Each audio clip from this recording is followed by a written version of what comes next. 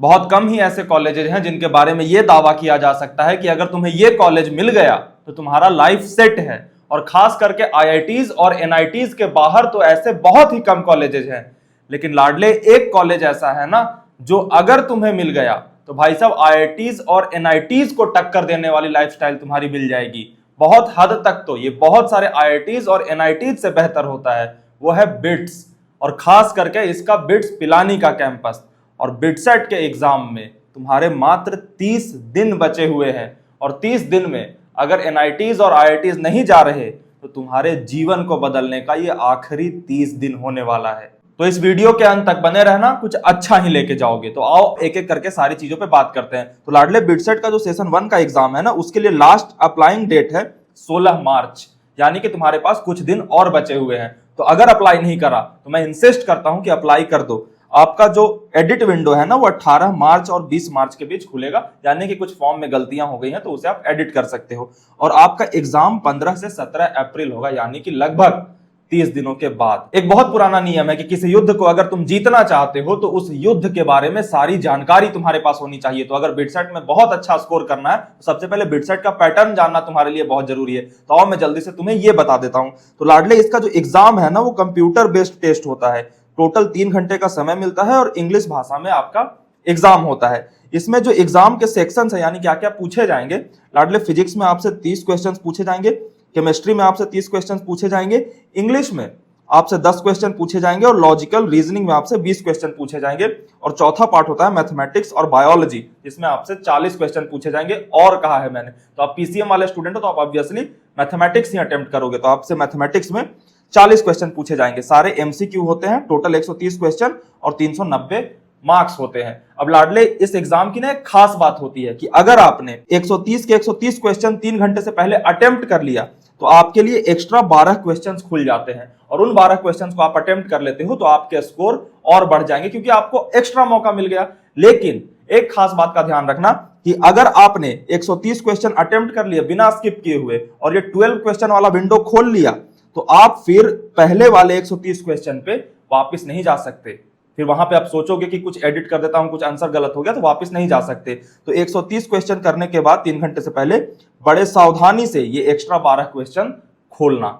तो ये हो गई पूरी की पूरी एग्जाम के पैटर्न। अब भैया तैयारी कैसे करनी है, तो लाडले ये एग्जाम जो है ना वो जेई मेन से भी नीचे का लेवल का होता है। ये आपकी एक्यूरेसी और स्पीड को चेक करता है, जहां जेई मेन या जेई एडवांस्ड आपके कॉन्सेप्ट के डेप्थ को चेक करता है। इसमें अगर आपकी एक्यूरेसी और स्पीड अच्छी है ना तो आप इस एग्जाम को बड़े आसानी से क्रैक कर लोगे, और 300 प्लस का जो हमारा स्कोर का टारगेट है वो बड़े आसानी से अचीव कर लोगे। तो आओ एक एक करके सब्जेक्ट वाइज हम देखते हैं कि कैसे कैसे स्ट्रेटेजी इसमें फॉलो करेंगे, क्या क्या हमारा माइंडसेट होगा। तो लाडले तुम्हारी जो फिजिक्स की बात है ना, तो इसमें सबसे पहले तुम्हें क्या करना है, सारे फॉर्मूले पे और थ्योरी पे कमांड करना है। यानी कि हम अगर फॉर्मूला और थ्योरी पे कमांड कर लेते हैं तो जो बिटसेट के पेपर का लेवल होता है उसमें हम सारे क्वेश्चन को अटेम्प्ट करने के लिए बड़े आराम से कैपेबल हो जाएंगे। और इसका सेंस लेने के लिए आपको पीवाईक्यूज की बहुत मदद मिलेगी। तो आपको पीवाईक्यूज वगैरह कहां से मिलेंगे, इन सारे रिसोर्सेस मैं तुम्हें दूंगा, तो इसकी चिंता तुम्हें नहीं करनी है, बस तुम देखते जाओ। केमिस्ट्री के लिए बात कर लेते हैं। तो जैसे नीट वाले बच्चों को कहा जाता है ना कि बायोलॉजी की एनसीईआरटी जो है ना वो उनकी बाइबल है,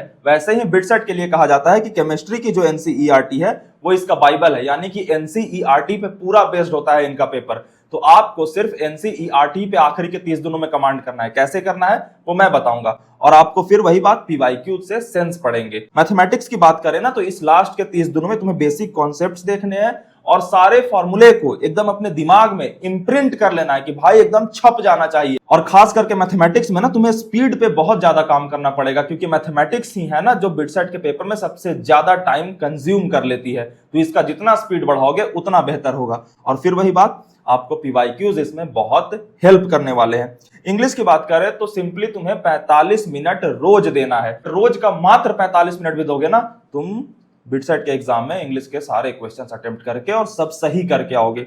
और लॉजिकल रीजनिंग कैसे करेंगे भैया, इसका कुछ नहीं करना, सिंपली पीवाईक्यूज उठाना है और उसको अपने दिमाग में डालना है। पीवाईक्यूज पढ़ोगे, सेंस पड़ेगा, तैयारी अच्छी होगी, एग्जाम क्रैक हो जाएगा।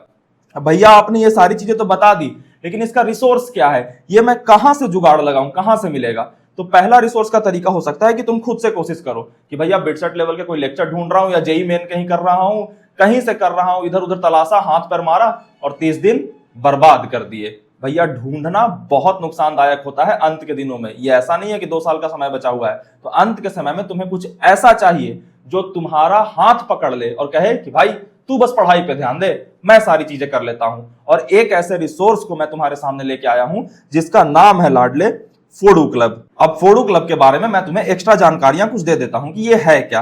लाडले ये ना क्रिएटेड बाय बिट्सियंस है, जिसने इस एग्जाम को क्रैक कर रखा है। उन्हीं लोगों ने मिलकर के ये एक प्लेटफॉर्म बनाया है जो कि बिटसेट एग्जाम में अपीयर होने वाले बच्चों की बहुत हेल्प करता है। इनकी क्रेडिबिलिटी ये है कि 3000 प्लस स्टूडेंट्स जो इनके ऑलरेडी हेल्प ले चुके हैं वो बिट्स बिलानी के कैंपस में पहुंच चुके हैं। तो भैया अगर मैं फोडू क्लब ज्वाइन करता हूं तो मुझे क्या क्या मिलेगा? तो मैंने बताया कि बिटसेट का एग्जाम क्रैक करने के लिए ना 3 चीजें इंपॉर्टेंट होती है। एक, कोई लेक्चर में पढ़ा दे।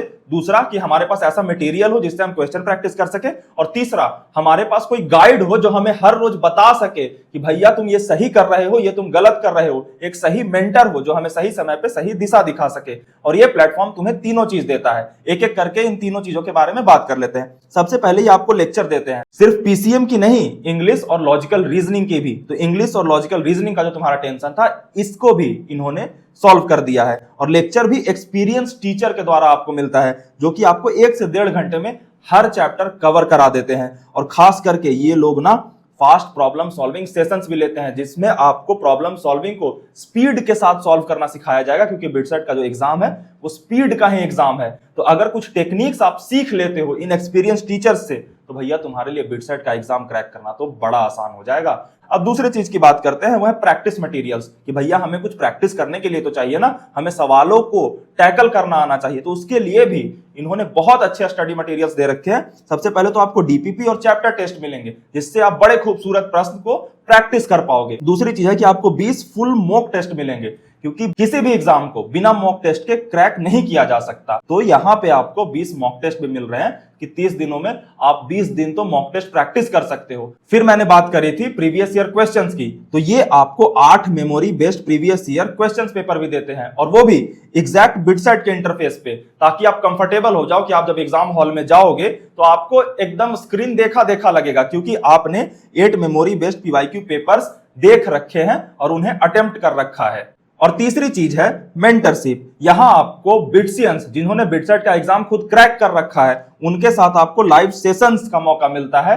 यानी कि आप उसमें अपने डाउट्स रिजॉल्व कर सकते हो, आपकी कहां गलतियां हो रही हैं वो आपको पता पड़ेंगी। और ये मेंटरशिप सबसे इंपॉर्टेंट कड़ी है बिटसेट का एग्जाम क्रैक करने के लिए। और सबसे खास बात कि अगर आप 300 प्लस ले आते हो तो ये लोग आपको 100% रिफंड कर देंगे, यानी कि आपके सारे पैसे वापिस, यानी कि आप बिटसियन भी बन जाओगे, वो भी फ्री में। तो मैं फोडू क्लब का लिंक डिस्क्रिप्शन में दे दे रहा हूं, अभी जाओ ज्वाइन करो और मेरा कोड यूज कर लेना, स्नेहित बिट्स। अब बात कर लेते हैं जिसकी वजह से तुम्हारा सिलेक्शन और ज्यादा इंश्योर हो जाएगा कि भैया इस एग्जाम में तो बहुत सारे बच्चे अपीयर होंगे, तो मुझे कुछ ऐसी बातें बता दो जिससे कि मुझे एज मिल जाए। क्योंकि रिसोर्सेस तो आपने बता दी, और रिसोर्सेस लगभग बच्चों के पास होते हैं, लेकिन उनमें से भी कुछ बच्चे ऐसी ट्रिक्स अपना लेते हैं जिससे कि वो बाकी कंपटीशन को बीट करके एक क्रीम लेयर में पहुंच जाते हैं। और वो 4-5 पॉइंट्स तुम्हें बता दे रहा हूं, उसे अपने दिमाग में जरूर रख लेना।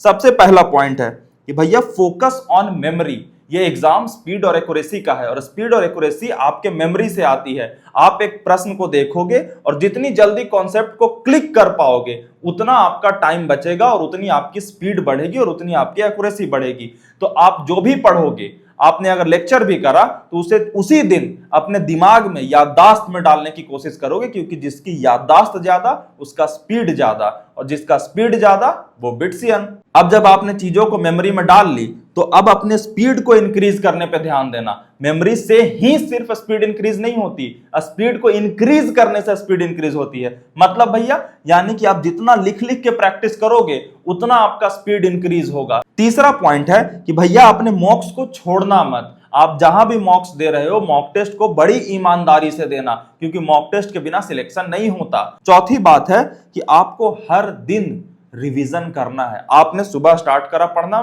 शाम तक आ गए, अब शाम को सोने से पहले 1 घंटे का टाइम एश्योर कर लो कि मैंने पूरे दिन जो पढ़ा है उसे आज रात को रिवाइज करूंगा।